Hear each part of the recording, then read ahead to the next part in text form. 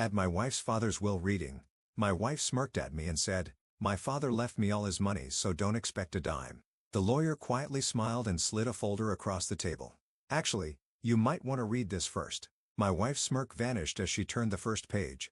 I never had high hopes for today. In fact, I expected nothing at all. Walter Dawson, my father-in-law, had never been particularly fond of me. From the moment I married his daughter, he made it clear that he saw me as an outsider, an intruder in a dynasty he had spent decades building. I was never one of them, never good enough in his eyes. And frankly, I had made my peace with that a long time ago.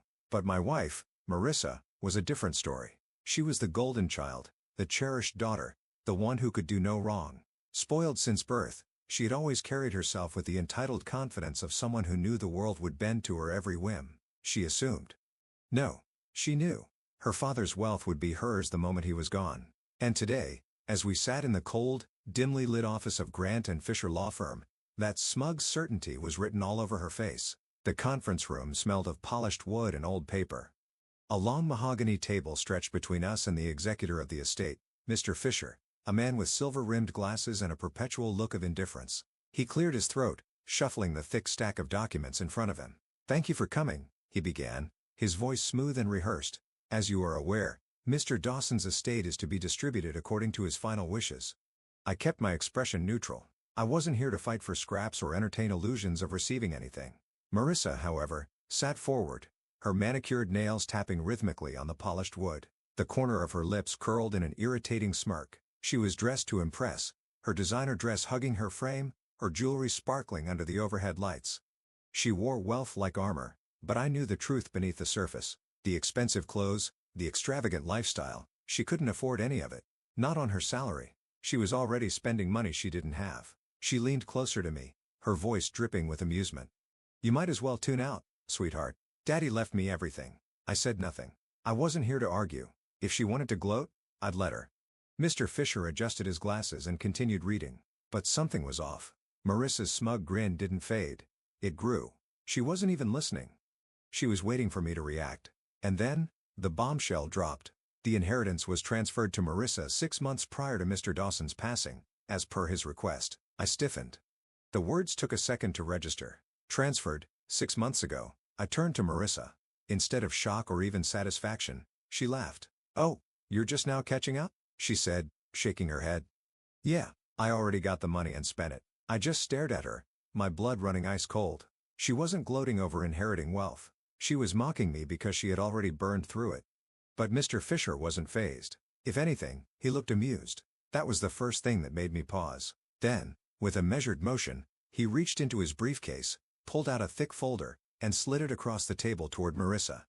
"Actually," he said, far too calmly, "you might want to read this first." For the first time, Marissa's smirk vanished.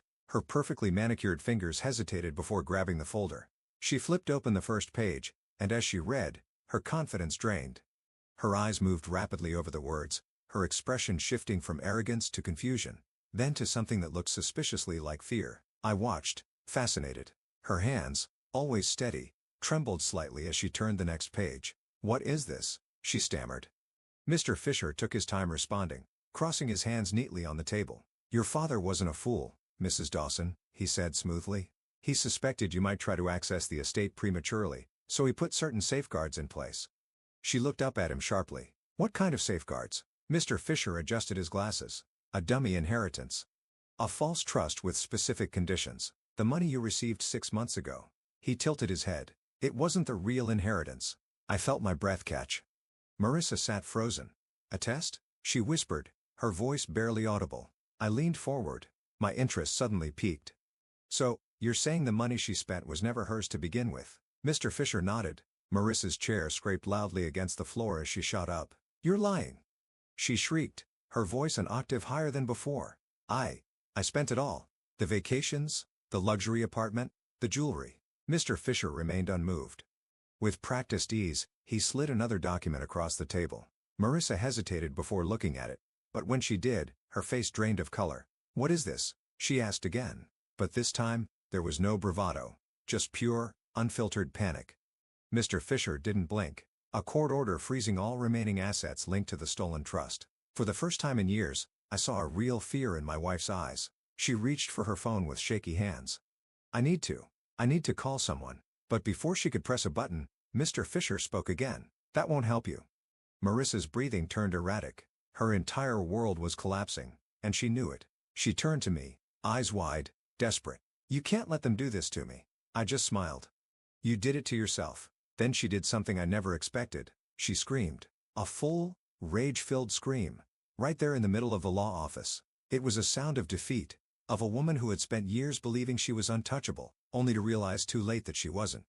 Marissa had played herself. And I just sat back and enjoyed the show. The moment we left the law office, the weight of what had just happened began to settle in. But while I was still processing the sheer brilliance of Walter Dawson's final play, Marissa was spiraling. She stormed ahead of me, her heels clicking against the marble floor, phone gripped so tightly in her hand that I half expected the screen to shatter. I watched, almost amused, as she kept hitting redial, her perfectly manicured fingers trembling with each failed attempt. Pick up! Pick up! Pick up! She hissed under her breath, eyes darting back and forth like a trapped animal. Whoever she was calling wasn't answering. Not that I blamed them. Who would? I let out a slow breath, stuffing my hands into my pockets as I followed her out of the building. The air was crisp, sharp with the scent of rain, but the storm outside was nothing compared to the one brewing inside my wife. Correction, soon-to-be ex-wife. By the time we reached the parking lot, Marissa had given up on her phone and spun around to face me, her face twisted in something between fury and desperation. You knew, didn't you? She accused, her voice shaking. You knew my father was going to pull something like this. I raised an eyebrow. If I knew, do you think I'd be standing here so calmly? Her nostrils flared. You think this is funny? I tilted my head, pretending to consider it. A little. That was the moment she lost it. She lunged at me, hands curled into fists, slamming against my chest like an angry child throwing a tantrum. I lost everything, she screamed. Everything, you smug bastard. I caught her wrists mid-swing, holding them still. No, Marissa, I said evenly. You spent everything. She yanked her hands free, staggering back like I had slapped her. For the first time in years, she looked small, vulnerable. The layers of arrogance, entitlement, and designer clothes couldn't mask the undeniable truth. She had played a game. She wasn't smart enough to win, and she had lost. I can fix this, she whispered, more to herself than to me. Her eyes flickered with desperate determination. I just need to. She turned back to her phone, scrolling through her contacts with frantic movements. Her breath hitched when she found the name she was looking for. She hit call. I leaned against the car, crossing my arms over my chest. Let me guess. She held up a finger, silencing me. I smirked. Too late. Calling your lawyer? I continued, ignoring her glare. Or maybe one of your little friends who helped you burn through your fake inheritance? Her jaw clenched, but she didn't answer. Instead, she pressed the phone to her ear, listening, waiting. And then, her face fell. The call had gone straight to voicemail. I let out a slow, mocking whistle. Oof. That's rough. Marissa snapped her head up. Shut up. I grinned. You know what's funny? Just this morning, you sat in that office, smirking like you were untouchable. Like you had already won. And now? I gestured at her phone. You're alone, Marissa. No one's answering, are they? She swallowed hard because she knew I was right. The people she had surrounded herself with, the ones who had eagerly helped her spend every dime of what she thought was her inheritance, were nowhere to be found now that the money was gone. And that was when the panic truly started to set in. Her hands shook as she dialed another number, then another, and another. Every call went unanswered. Her breath grew uneven. This can't be happening, she muttered, fingers curling into her hair. This isn't real. I exhaled through my nose, watching her unravel. I should have felt bad. I didn't, because for years, I had watched her do this to others. I had watched her lie, manipulate, and discard people the second they were no longer useful to her. I had seen her humiliate waiters for bringing her food out a second too late. I had witnessed her mock struggling single mothers for not being able to afford designer clothes. And now? Now, she was the one no one wanted to be associated with. The irony was poetic. Marissa let out a shaky breath, turning her attention back to me. Her blue eyes were glossy with unshed tears. But I knew better. These weren't tears of remorse. They were tears of self-pity. She took a slow step forward. You wouldn't let me lose everything, she whispered. I blinked, then laughed. Actually laughed. Oh, sweetheart, I said, shaking my head. You lost me a long time ago. That was when she truly understood. She had been so sure I would always be there. That no matter how many times she belittled me, manipulated me, or used me, I would always be her backup plan. But I wasn't. Not anymore. I opened the car door and stepped inside. Marissa, still standing there in shock, moved to grab the handle. Wait, I locked the door. Her face contorted. You're leaving me here? I rolled down the window just enough to see her properly. Oh no, Marissa. You left yourself here. Her breath hitched. I don't have any money. I don't even have a way home. I tilted my head. Sounds like a you problem. And with that, I rolled the window back up, put the car into drive, and left her standing there alone for the first time in her entire life. As I drove away, a strange sense of peace washed over me. For years, I had been the punching bag, the doormat, the backup plan. But now I was free. And for the first time in a long, long time, I smiled. 2 weeks. That's how long it had been since I left Marissa standing in that parking lot. Her designer purse clutched against her chest like it held the last remnants of her dignity. 2 weeks of silence. No calls. No texts. No sudden appearances at my doorstep with fake tears and empty apologies. And honestly, I had expected worse. Marissa was a lot of things. Vain, selfish, entitled, but she wasn't stupid. She was calculating. So when she didn't show up right away, I knew she was waiting, plotting, figuring out her next move. But I had already made mine, and it was sitting right in front of me. The divorce papers. I stared at them, my fingers running over the thick, pristine pages. Clean, simple, final. This wasn't a heat-of-the-moment decision. It wasn't revenge or spite or bitterness. It was freedom. I took a deep breath, picked up the pen, and signed the first page. And right on cue, the doorbell rang. I closed my eyes, exhaling slowly. There she is. Marissa had always had an impeccable sense of timing. She knew how to drag out a moment, milk every last drop of control before making an entrance. But today, she was too late. I stood up, took my time walking to the door, and opened it. And there she was, Marissa Dawson, or soon-to-be Marissa Nobody, standing on my porch in the same designer coat she had worn the day her entire world imploded. Her makeup was perfect, her hair styled effortlessly. But I wasn't fooled. There was tension in her shoulders.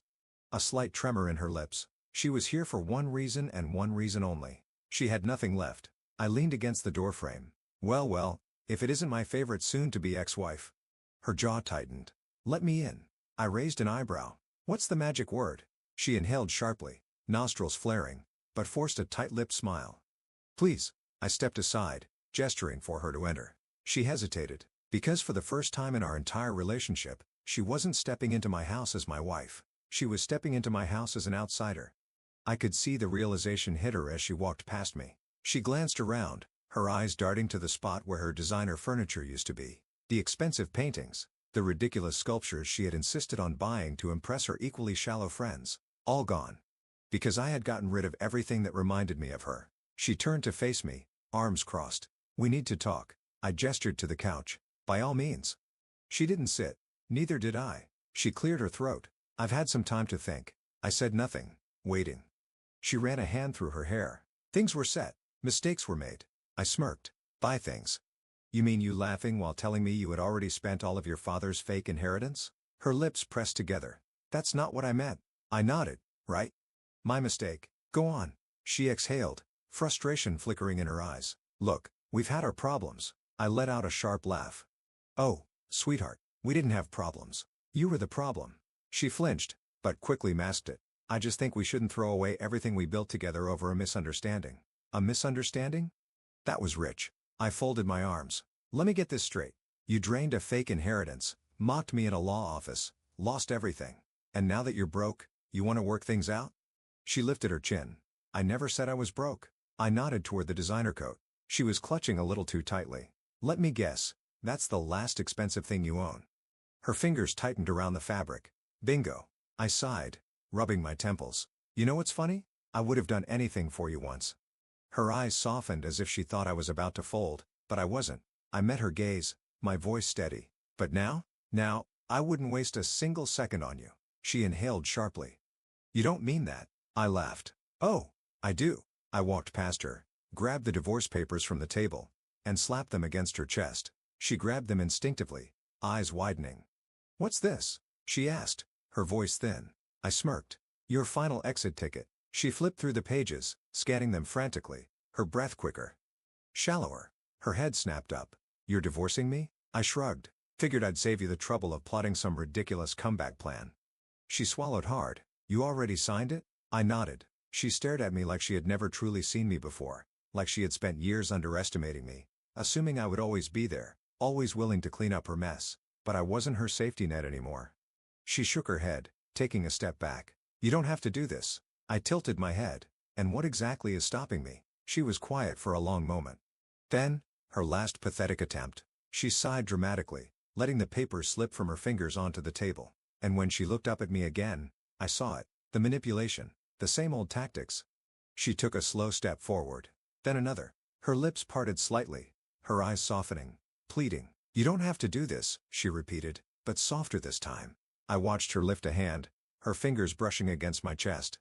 A deliberate touch, one I had fallen for 1,000 times before. I smiled. Then I took a step back. Her hand fell. Her face twisted. And that was the moment she knew she had lost. She let out a slow, shaky breath, her mask finally cracking. "So that's it." I nodded. She sucked in a breath, eyes flickering with something dark. "You'll regret this." I smiled wider. "No, Marissa. You will." She glared at me for a second longer, then grabbed the divorce papers, her hands trembling slightly. She stuffed them into her purse, turned sharply, and stormed toward the door. And as I watched her leave, I felt lighter, like I had just let go of a weight I didn't even realize I had been carrying. The second the door slammed behind her, I exhaled. Finally, free. For the first time in years, my house felt peaceful. No sharp insults disguised as jokes. No high-pitched voice screaming about something I had done wrong. No sound of designer heels clicking against the marble floors as Marissa paced back and forth, plotting her next move. Just silence. And I loved it. The divorce papers were out of my hands now. She had left, gripping them so tightly I half expected them to crumple into dust. Whether she signed them immediately or dragged out the process just to make my life difficult, I didn't care. Either way, it was over. Or so I thought. I had just poured myself a drink, settling onto the couch. When my phone rang, I frowned. It was late, and I wasn't in the mood for small talk. But when I saw the name on the screen, my stomach dropped. Margaret Dawson, Marissa's mother. For a split second, I debated ignoring it. The Dawsons had never been particularly warm toward me. And now that I was divorcing their daughter, I didn't see why that would change. But something felt off. Margaret never called me, not even when she and Walter were still together. She always let her husband handle things, preferring to keep her hands clean while he did the dirty work. So why now? I hesitated, then answered, "Hello." There was a pause. Then, "You bastard?" I blinked. "Excuse me, you really thought you could get away with this, didn't you?" Her voice trembled, not with sadness, but rage. "You think you can just divorce my daughter and walk away like nothing happened?" I pinched the bridge of my nose. "Here we go." "Margaret," I sighed. "I don't know what Marissa told you, but she's in the hospital, you piece of shit." My breath caught. "What?" A sharp inhale on the other end. "She overdosed." Silence. For a moment, I thought I had misheard her. She what?" "You heard me," Margaret snapped. "Took a bunch of pills. Doctor said if she hadn't been found when she wouldn't have made it." I exhaled sharply, running a hand down my face. Jesus. A million thoughts ran through my head. Was it real? Was this just another manipulation tactic? Or had she really? No. Even Marissa wouldn't go that far. Would she? I swallowed. "Where is she?" "Street. Vincent's," Margaret said tightly. "And you better get here. Now." Then she hung up. I sat there, gripping the phone so tightly my knuckles turned white. Marissa, in the hospital. I shouldn't care. She had destroyed everything between us. Used me, mocked me. Tried to manipulate me even as she lost everything. But despite it all, despite the years of damage, the lies, the betrayal, I couldn't shake the image of her lying in a hospital bed, alone, helpless. Was this my fault? I exhaled sharply. No. I wasn't the one who burned through millions of dollars. I wasn't the one who used people and tossed them aside like they were disposable. I wasn't the one who turned our marriage into a battlefield. But still, before I could talk myself out of it, I grabbed my keys and headed for the door. Street. Vincent's hospital was eerily quiet when I arrived. The kind of quiet that buzzed with tension, like a storm waiting to break. I approached the front desk, clearing my throat. Marissa Dawson. The nurse barely glanced up. Room 307. Visiting hours are almost over. I nodded, making my way down the hallway, my footsteps echoing in the sterile white corridor. When I reached her door, I hesitated. For the first time in a long time, I wasn't sure what I was walking into. Would she be grateful to see me? Would she be furious? Or would she be too broken to care? I took a breath, then pushed the door open. The room was dim, the only light coming from the beeping machines beside the bed. And there, lying pale and fragile against the white sheets, was Marissa. For a second, I barely recognized her.